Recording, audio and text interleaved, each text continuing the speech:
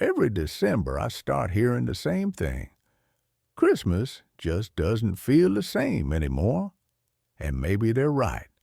Maybe it's the blinking LED lights, or the playlists that start before Halloween, or the way everything arrives on your porch in cardboard. But if you grew up in America in the 1960s, you remember a Christmas and a New Year that felt hand-stitched, slow-baked, and honest. Back then, the holidays weren't something you ordered. They were something you built. One handmade ornament, one envelope of Christmas stamps, one neighborly knock at a time. It wasn't perfect, but it was ours. And there are pieces of it I wish we could all bring back. Let's start with the biggest one, the Christmas card ritual. You didn't just send them, you worked on them.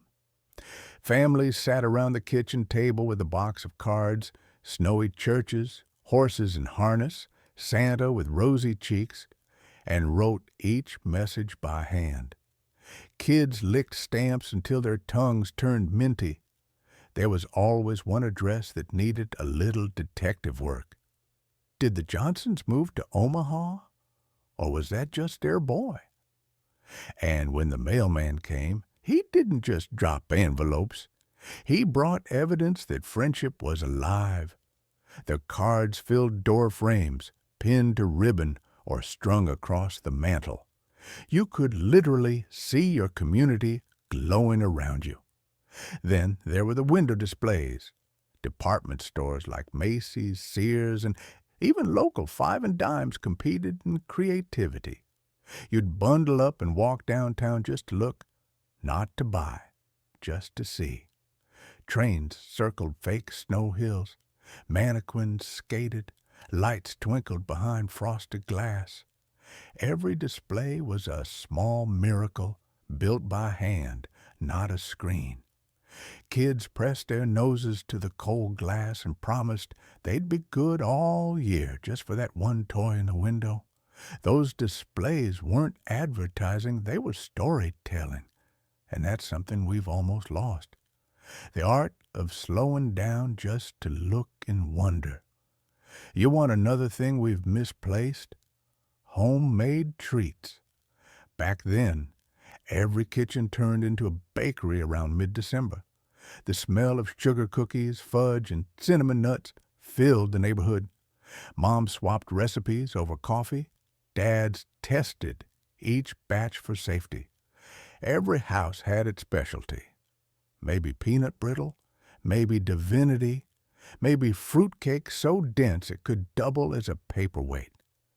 You didn't just bake for yourself.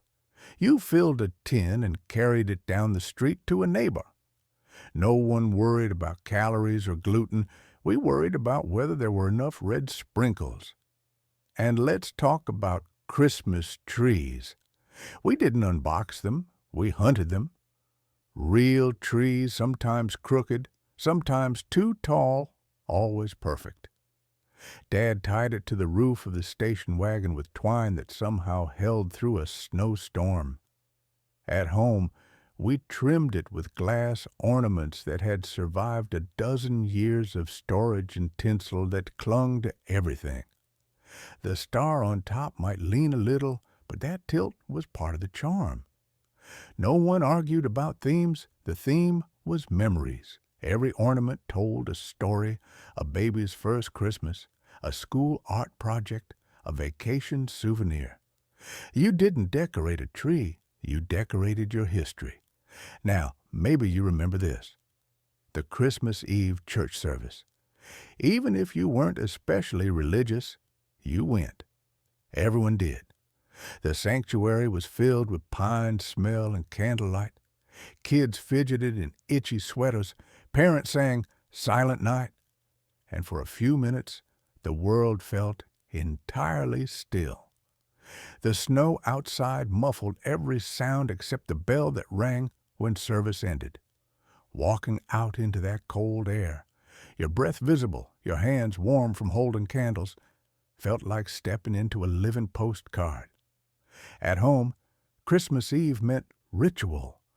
Some families opened one small gift. Some read The Night Before Christmas or Luke chapter 2. In our house, we had hot cocoa and watched the Yule Log on TV, that endlessly burning fireplace on Channel 11. It sounds silly now, but back then it felt magical. The glow flickered on the walls, and even though it was just a film loop, it made the house feel alive. And then there was Christmas morning itself. No alarms, no schedules, just the slow creak of floorboards as kids tiptoed toward the tree. The presents weren't mountains, they were treasures.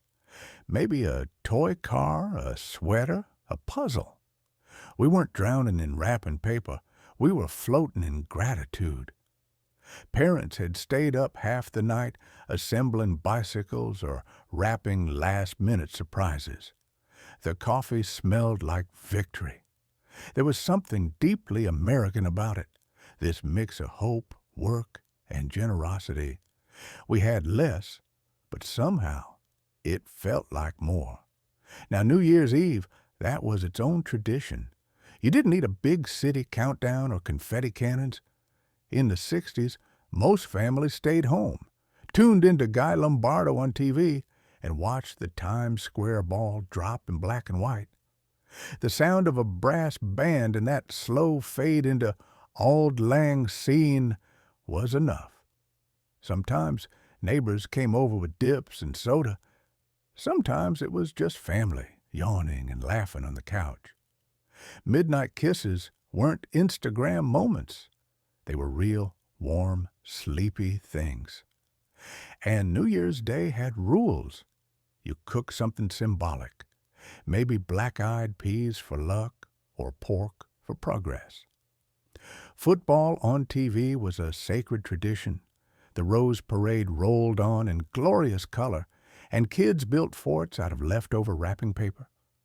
It wasn't about resolutions. It was about resetting the rhythm of life, cleaning, organizing, getting ready for another year of trying our best. Another piece of that season we've nearly lost, the community part. In the 1960s, Christmas meant more than one house. Towns decorated together, Main Street hung garlands between lampposts, local carolers knocked on doors. Fire departments dressed a guy as Santa and paraded the trucks through neighborhoods. Everyone took part, schools, churches, clubs, even bowling leagues. The Lions Club collected toys. The PTA wrapped them. The radio station read letters to Santa on air, complete with kids' handwriting and misspelled words. And there was joy in the smallness of it. It wasn't about going viral, it was about going next door. We also had the art of Christmas television, not endless reruns of the same movie, but genuine events. When A Charlie Brown Christmas aired in 1965, whole families gathered around one television, no pause button, no replays.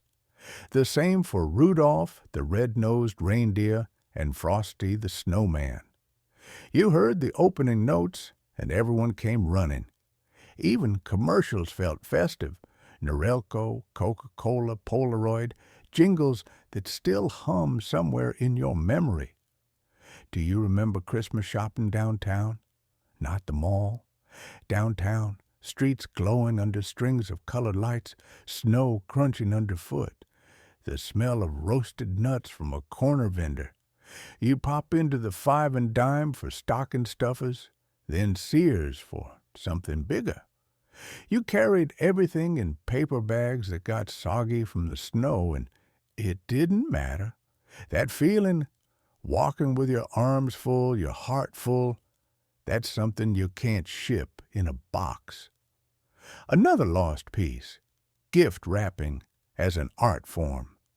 My mother would spend an entire evening with Scotch tape, ribbon curls, and little handwritten tags. No bags, no stickers, just paper, scissors, and patience. Each gift looked like it had a soul. The paper itself became part of the memory. You opened slowly because it was beautiful, not because you were cautious. And speaking of beauty, Christmas lights. In the 60s, every house tried, even the modest ones. A few colored bulbs along the roofline, maybe a plastic Santa on the porch, or a plywood nativity scene painted by hand. It wasn't synchronized or programmed. It was personal. The magic wasn't in perfection. It was in participation. You'd pile into the car after dinner, thermos of cocoa in hand, and drive through neighborhoods just to look. Dad would point out the best ones, and Mom would say, "Oh, look at that. They added reindeer this year." Another tradition we've lost track of is the giving that wasn't about gifts. Back then, volunteering wasn't a hashtag, it was habit. Kids helped with toy drives, churches packed baskets for families in need. You'd see Salvation Army bells at every corner, and people dropped in coins because it felt right, not performative. Even teenagers, usually too cool for anything, would shovel snow for the elderly neighbor without being asked. That kind of quiet generosity stitched communities together tighter than tinsel ever could. And then, after all the glitter and wrapping paper, came the January calm. The tree came down, the cards got packed away, and houses looked bare again, but peaceful. Families wrote thank you notes, kids bragged about what they got at school, and somewhere in that slow return to normalcy was a satisfaction you don't get from 2-day shipping. The feeling that you'd truly lived the season. You know what else we've almost forgotten? The in-between traditions. The little things that didn't make the postcards or TV specials, but quietly held the holidays together. The parts that happened before the big dinner, after the presents, in the corners of the season that made it feel human. Take caroling, for instance. Not professional choirs or school programs. I mean the ragtag neighborhood kind. A bunch of kids, maybe a dad or two, trudging through the snow with songbooks that were half unreadable by the porch light.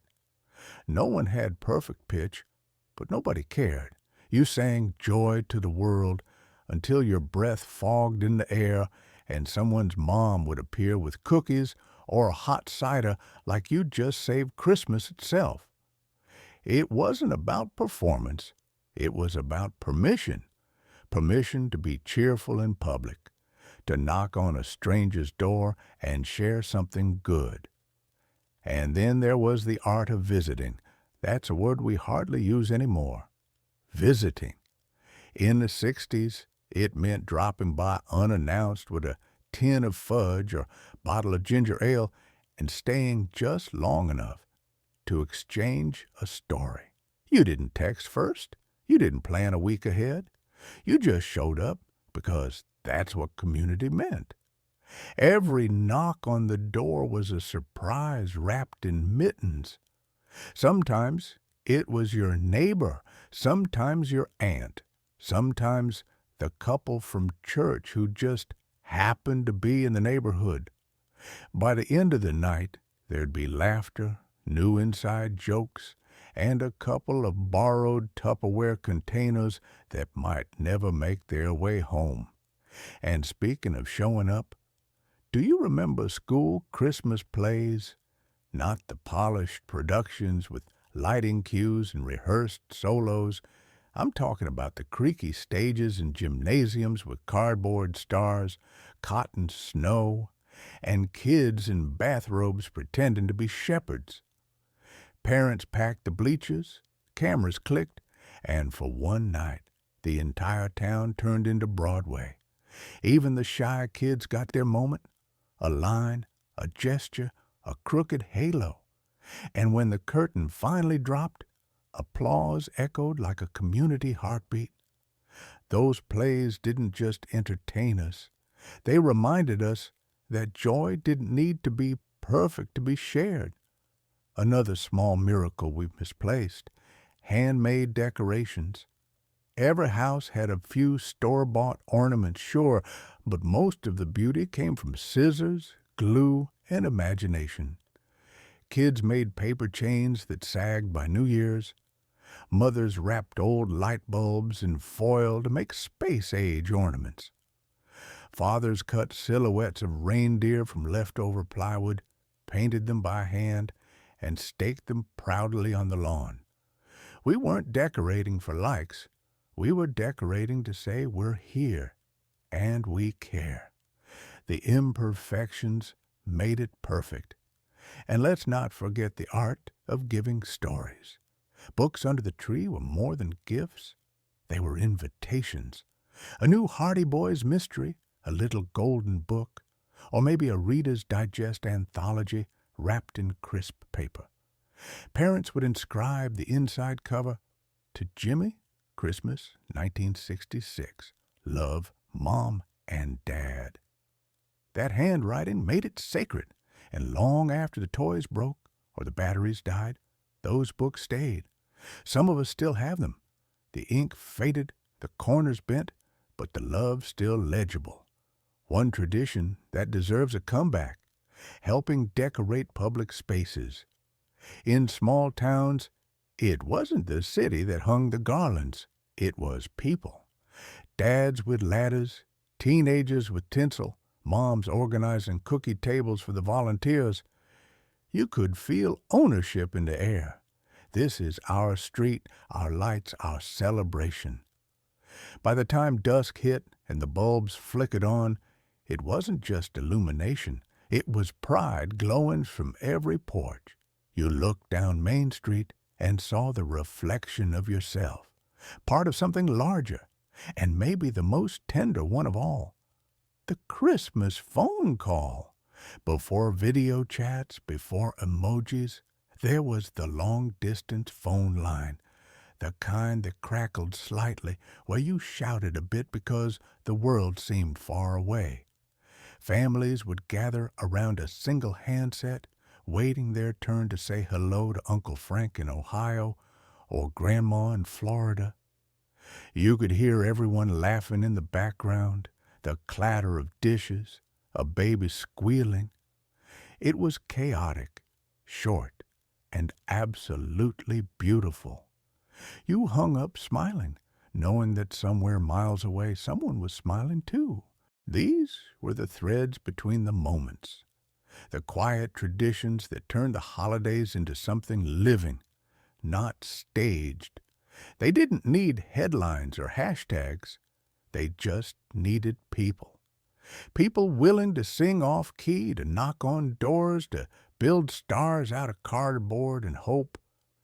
Maybe that's the piece we've misplaced in all the glitter and convenience, the courage to participate, not just consume. If you ask me, the heart of those Christmases wasn't found under the tree. It was in the pauses, between songs, between doorbells, between sips of cocoa, and the sound of laughter drifting down the street.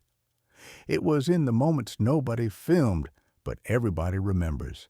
And maybe, if we slow down enough this year, if we bake, visit, sing, or simply pick up the phone, we can bring a little bit of that magic back. People ask me sometimes what I miss most about those holidays. It isn't the toys or the prices or even the simplicity. It's the connection. Everything we did back then, every card, every cookie, every handshake, was a thread in a bigger fabric. You didn't just celebrate Christmas. You contributed to it. And every neighbor, every teacher, every kid on your block did too. It was a national potluck of joy. That doesn't mean we can't get some of it back. Traditions don't disappear. They just wait for someone to remember them. Write a few cards by hand this year. Bake something that takes time. Take your kids to see real lights instead of just scrolling through them. Tell them about when the world paused for one night every December and believed in kindness. Because That's what it really was, the belief. Not in Santa or sales, but in each other. And that, my friends, is a tradition worth reviving.